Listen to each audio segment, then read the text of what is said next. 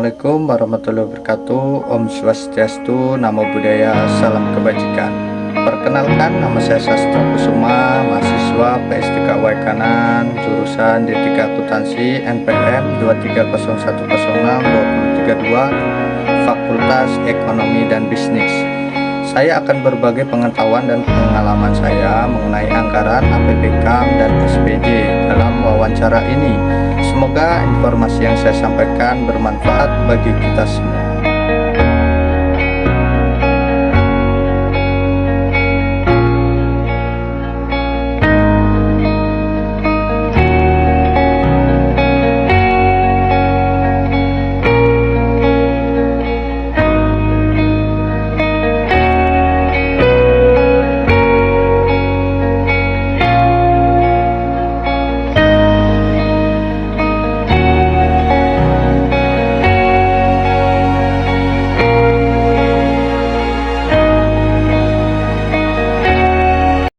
Assalamualaikum Pak, mohon izin. Ya. Saya dari mahasiswa PSDK Waikanan, mohon izin. Ini kami dapat tugas proyek dari dosen untuk UAS. Ini saya mau bertanya tentang APBKAM dan SPJ Kampung Gunung Sari. Mohon dijawab ya Pak ya, satu persatu. Siap, insya Allah. Nah, yang pertama itu Pak, bagaimana mekanisme penyusunan dan pelaporan APBKAM agar sesuai dengan ketentuan yang berlaku Pak? Penyusunan ya? Iya Pak. Penyusunan APBDes ya, APBKAM. Kalau di Waikanan kan APBKAM kampung ya. Kalau di desa-desa lain APBDes. Yang pertama saya merespon baik kehadiran daripada saudara sastra sudah ke ke rumah, ataupun ini kalau dia bukan sore berarti kita sudah di kantor kampung ya. Iya Pak. Atau kantor desa. Cuma sebang ini sudah sore, istilahnya ke rumah sekretaris kampung. Saya juga perkenalkan, nama saya Marwan sebagai sekretaris Kampung Gunung Sari, Kecamatan Gunung Labuhan, Kabupaten Waikanan. Tentu yang pertama untuk penyusunan APBKAM atau APBDes dan penyusunan tersebut, yang pertama tentunya kita mekanisme adalah musyawarah.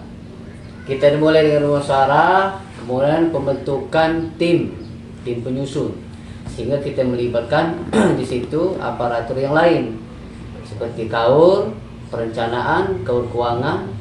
Kemudian kita menggali lagi untuk skala prioritas daripada rencana kerja pemerintah kampung sebelumnya yang dilaksanakan oleh musyawarah dalam 1 tahun, biar dia sesuai dengan perundang-undang. Gitu. Kemudian nanti terkait dengan pelaporannya, kita juga sudah ada yang namanya SPJ nantinya. Tapi sementara untuk penyusunan itu kita musyawarah desa dulu, pembentukan tim penyusun, dan kita menentukan skala prioritas apa yang harus kita bangun di tahun berjalan, seperti itu. Makasih Pak. Ini pertanyaan yang nomor 2. Iya. Nah, biasanya apa saja dokumen pendukung yang harus dilampirkan dalam SPJ untuk mempertanggungjawabkan dana APBKAM Pak? Biasanya.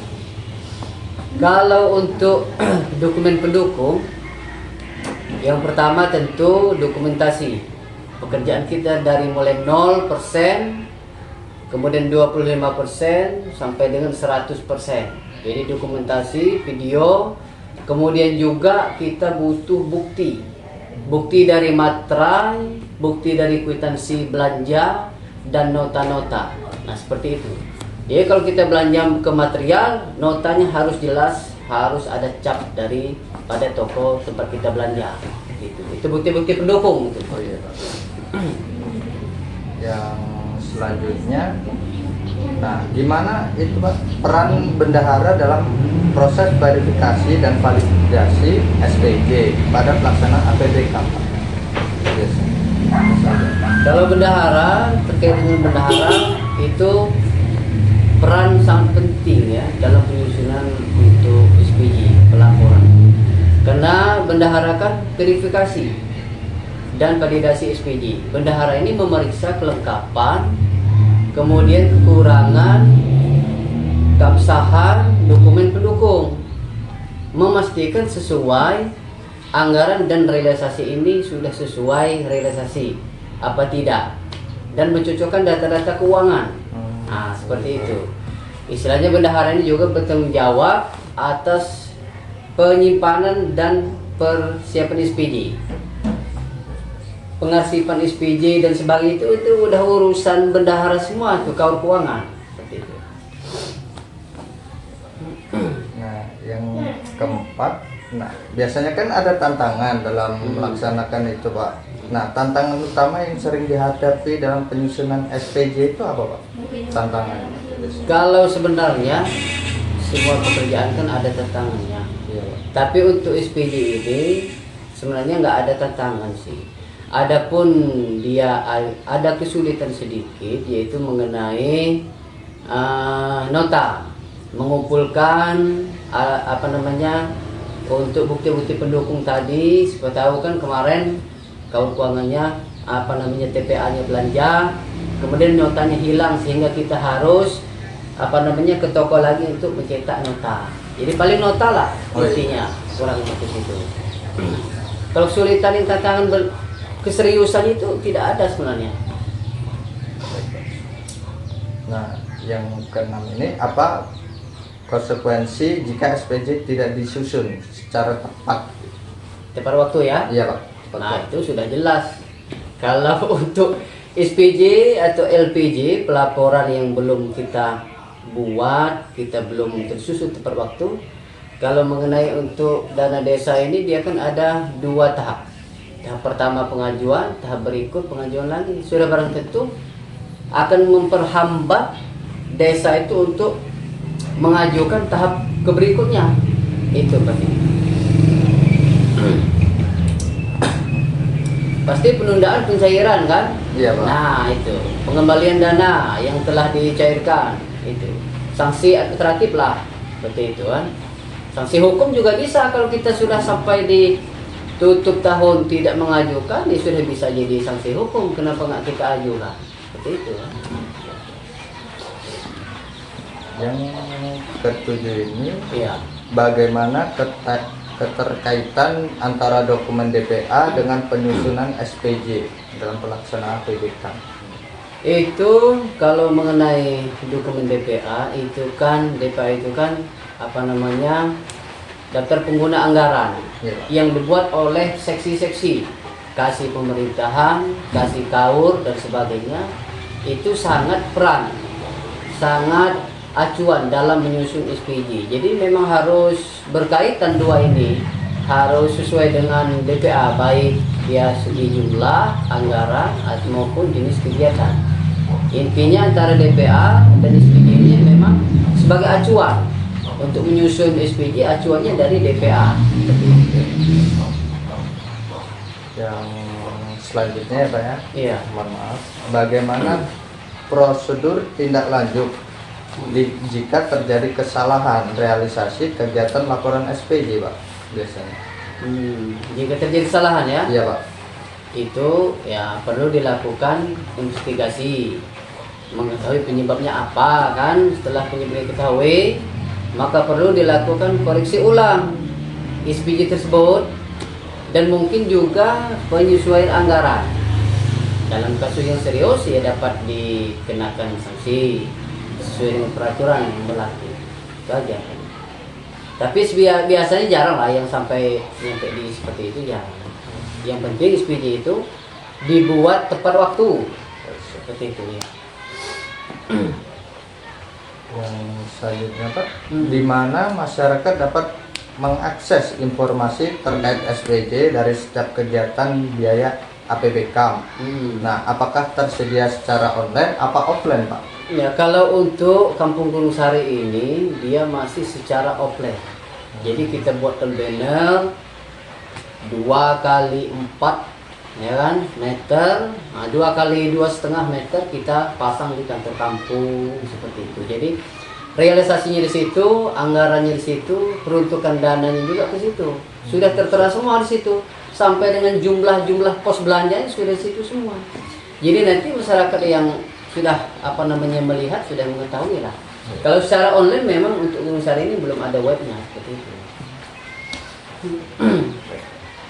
Nah, di tahun ini apa saja rencana pembangunan yang akan dilakukan di daerah kita menggunakan uang APBK, Pak?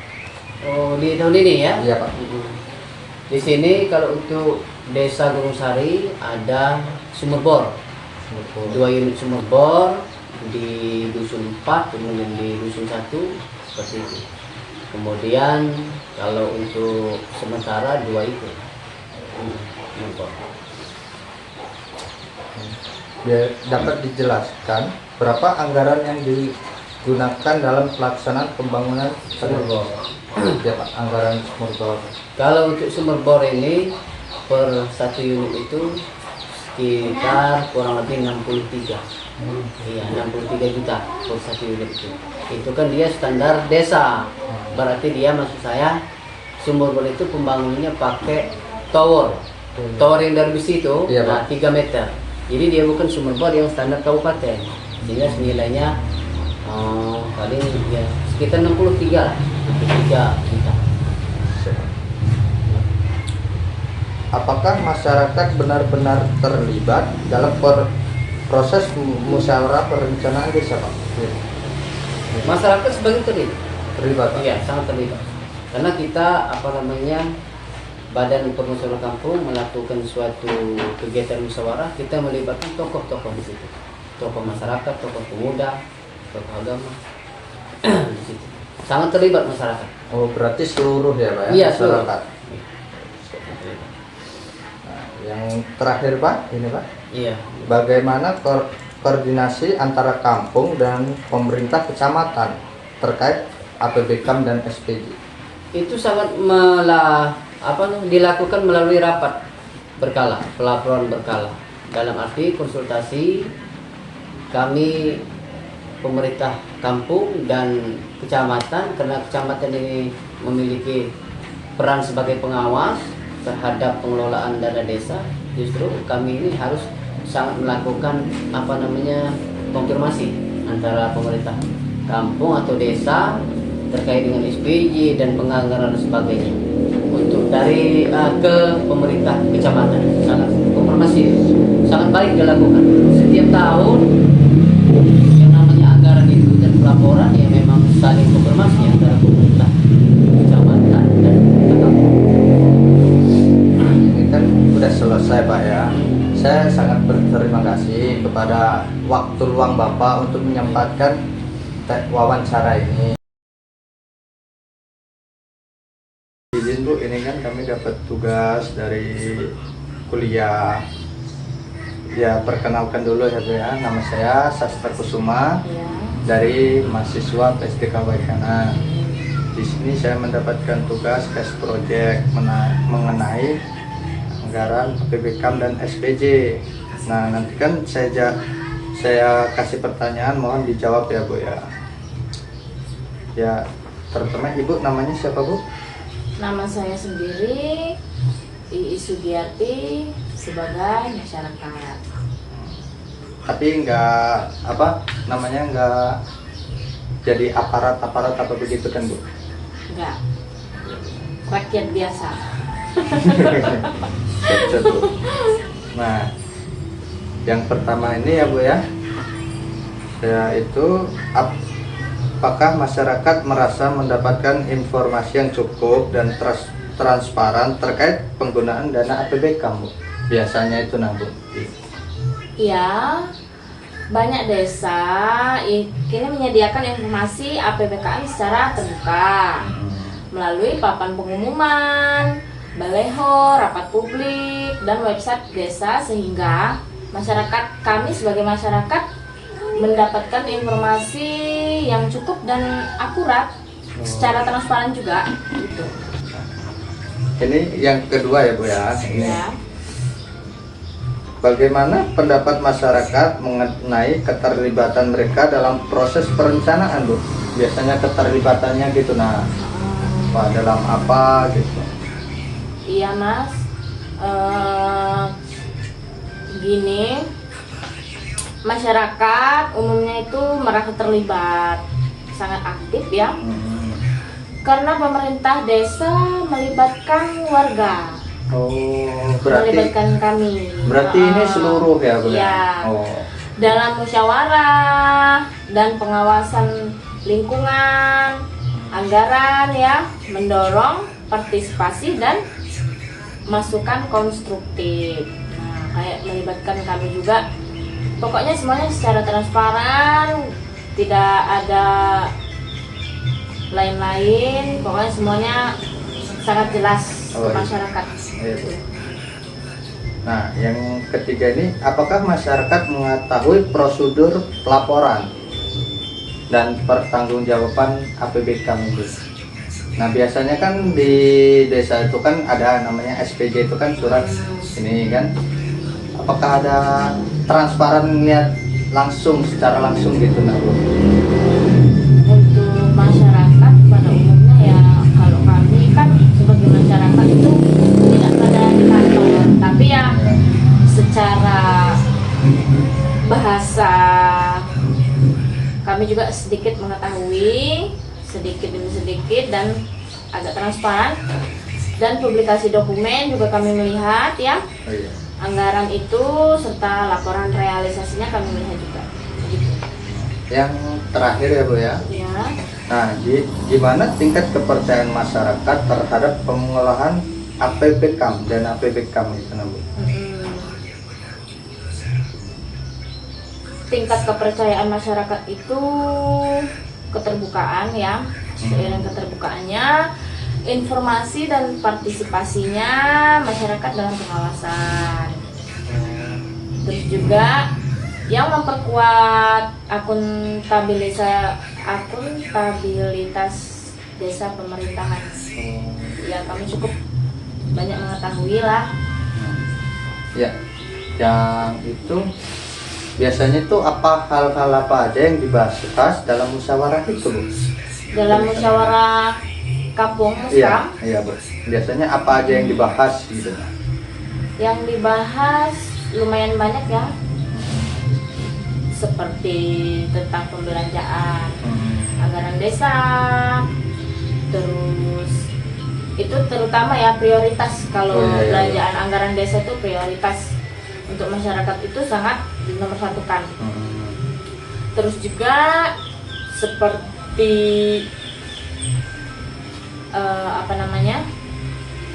sumber pembiayaannya dari mana, terus pelaksanaan ini